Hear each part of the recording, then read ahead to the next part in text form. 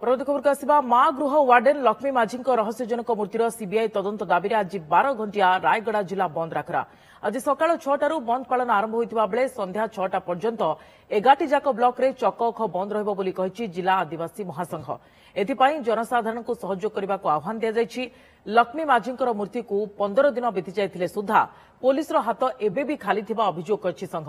एथिसह घटना किछि प्रभावशाली व्यक्तिंकर हाथ थिबारु सरकार एहाकु घंट घोड़ाउछन्ति बोली कहिछि। तेणु मामलार सीबीआई तदंत दाबी करिछि जिला आदिवासी महासंघ। तेबे महासंघर अभियोग को नहीं पुलिस किंबा सरकार पक्षरु प्रतिक्रिया मिली पार नाही। न्याय लड़ई आमे रायगड़ा जिला को 12 घंटिया बंद डाकरा देचु। लक्ष्मी माझी जो हत्यार रहस्य पर्दा पास न हवा कारण एवं तांकर मेडिकल पोस्टमार्टम रिपोर्ट भी देना ए षष्ठ भाव जना पड़ुचे सरकार किसी ना कि घंट गुड़ाइबा किसी लोक घंट गुड़ाइबा देखुची बोधे।